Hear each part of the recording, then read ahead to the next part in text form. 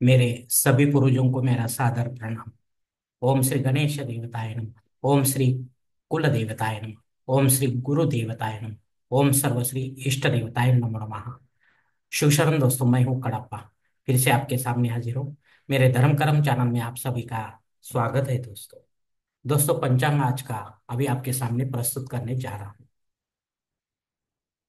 दोस्तों, आज तारीख 21 अक्टूबर 2024, शालिवान शक 1946, संवत्सर क्रोधी, अयन दक्षिण, ऋतु शरद, मास अश्विन, पक्ष कृष्ण,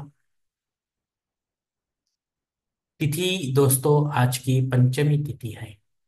देर रात 2:30 के बाद षष्ठी तिथि शुरू होगी। वार सोमवार है दोस्तों। नक्षत्र दोस्तों रोहिणी नक्षत्र है। सुबह 6:50 के बाद मृग नक्षत्र शुरू होगा। और कल सुबह 5:51 के बाद आद्रा नक्षत्र शुरू होगा। योग दोस्तों वरयान योग है। सुबह 11:11 के बाद परिक योग शुरू होगा। करण दोस्तों कौलव करण है। दोपहर 3:18 के बाद तैतिल करण शुरू होगा। और देर रात 2:30 के बाद गरज करण शुरू होगा। प्रमुख ग्रहों की राशि स्थिति सुबह 5:30 कुछ इस तरह होगी। सूरज तुला राशि में होगा, चांद वृषभ राशि में, गुरु वृषभ राशि में और शनिदेव अपने कुंभ राशि में होंगे। मुंबई विभाग में सूरज का आगमन और निगमन कुछ इस तरह होगा। आगमन जो है सुबह 6:36 पर होगा। और निगमन जो है शाम 6:10 पर होगा। दोस्तों, इसी पंचांग के आधार पर अब हम आज की पूजा के लिए संकल्प छोड़ने जा रहे हैं। तब आप आपके दाहिने हाथ की हथेली पर थोड़ा सा जल, थोड़े अक्षर, एक फूल या फूल की पंखुड़ी ले दोस्तों। और ये संकल्प बोलना शुरू कर दें। हरोम शिव शिव शंभो रत्नय प्रवर्त मानसद्य ब्रह्मणो द्वितीय परार्धे श्वेत वराह कल्पे वैवस्वत मन्वंतरे कलियुगे प्रथम पादे जम्बूद्वीपे भरतवर्ष भरतखंडे मेरो दक्षिण दिग्भागे महाराष्ट्र देशे व्यावहारिक चंद्रमानि शालिवान शक 1946 प्रभावादि षष्ठी संवत्सरों में क्रोधी नाम संवत्सरे दक्षिणायनी शरद ऋतु अश्विन मासे कृष्ण पक्षे सोमवार वासरे रोहिणी नक्षत्रे वर्यान योगे कौलव कर्णे पंचमी शोधितो वीर गोत्र में उत्पन्न मैं कड़ापा मोह पात्र दुरितक्षय द्वारा श्री पार्वती पति परमेश्वर प्रीत्यर्थ इष्टलिंग पूजा एवं नित्य देव पूजा करिष्ये। दोस्तों, यहीं पर ये संकल्प जो है खत्म हो चुका है। अब आपके दाहिने हाथ की हथेली पर जो संकल्प का पानी है वो सामने वाली थाली में छोड़ दो दोस्तों। दोस्तों, इस संकल्प की काल मर्यादा जो है सुबह 6:50 तक ही है। अगर इस समय के बाद भी अगर आपको किसी धार्मिक विधि के लिए उसके संपन्नता के लिए संकल्प छोड़ना है तो कृपा करके आप ऊपर के बदले हुए पंचांग का सहारा लेकर नया संकल्प तैयार करें।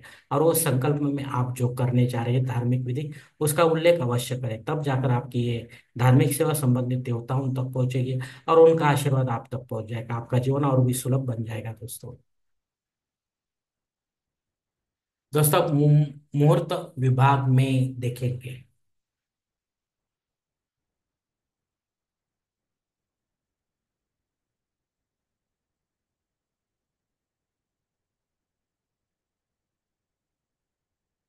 धार्मिक विधि और मुहूर्त काल कुछ इस प्रकार दिए गए हैं इसमें।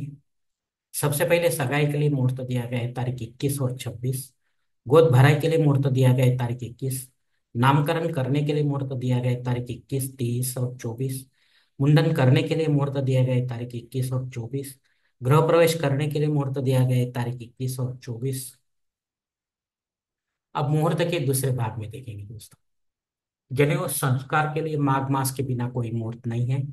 शादी ब्याह करने के लिए, वास्तु शांति करने के लिए, भूमि पूजन तथा पाय भरनी करने के लिए कार्तिक मास के बिना कोई मुहूर्त नहीं है दोस्तों। दोस्तों, देवमूर्ति की प्राण प्रतिष्ठा अगर आपको करनी है तो भगवान विष्णु और वो माता देवियों की आप कर सकते हो या इनके अवतारों की कर सकते हो। पंडित के माध्यम से विधिवत देवकाल में घर पर करें या मंदिर में करें दोस्तों। इसके लिए मुहूर्त दिया गया है तारीख 21, 30 और 24। दोस्तों, प्राण प्रतिष्ठा होने के बाद भी आपको इन प्राण प्रतिष्ठित मूर्तियों पर संबंधित देवताओं का अभिषेक लेना जरूरी होता है, जैसे कि पुरुष सूक्त या स्त्री सूक्त। अगर ये अभिषेक आप नहीं लेंगे रोजाना, तो ऐसी प्राण प्रतिष्ठित मूर्ति होने के बाद भी उसे खंडित माना जाता है और उसका विसर्जन करना पड़ता है दोस्तों। अगर ये कर्मकांड आपसे होता है तो ही आप सोच समझ कर निर्णय ले दोस्तों, आपके देवघर में मूर्ति की आवश्यकता है या नहीं है। मंदिर में तो पंडित जी के माध्यम से पूरी पूजा होती है दोस्तों, इसका कोई सवाल नहीं आता। दोस्तों, ऊपर दिए गए कुछ मुहूर्तों की तारीखों में समय की पाबंदी हो सकती है। इसके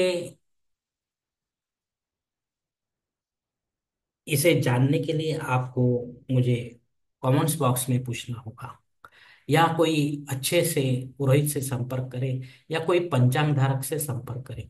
तब जाकर आप अपने जन्म कुंडली के हिसाब से अपने लिए योग्य ऐसा मुहूर्त चुने दोस्तों, ताकि आपकी धार्मिक विधि में किसी भी प्रकार की रुकावट न आए और उसका पूरा पूरा फल आपको मिले दोस्तों।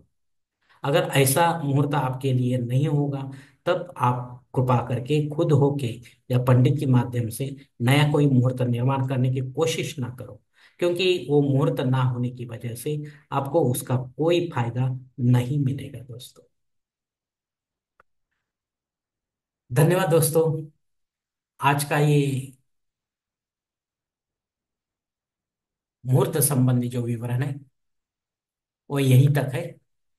अब आगे दोस्तों पंचांग में दिए गए और कुछ महत्वपूर्ण जो जानकारी है वो भी हम देखेंगे। पंचांग शुद्धि दोस्तों उत्तम दिन है, कुछ प्रॉब्लम नहीं है। दिन विशेष दोस्तों सुबह 6:50 से लेकर कल सुबह 5:51 तक अमृत योग है दोस्तों। नाम से ही यह अमृत जैसा फल आपको कर्मकांड के बाद मिलेगा दोस्तों। जो भी आप काम करेंगे, भले सांसारिक हो या धार्मिक, उसका फायदा आपको अमृत जैसा ही मिलेगा। अग्नि धरती पर हाजिर है दोस्तों,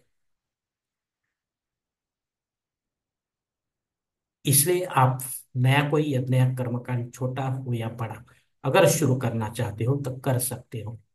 लेकिन बीच में कहीं वो बंद अगर हो जाता है तो आपको दोष लगता है दोस्तों। इसके लिए सोच समझ कर ही आप ये निर्णय ले दोस्तों। राहु काल दोस्तों सुबह 7:30 से लेकर 9 बजे तक है।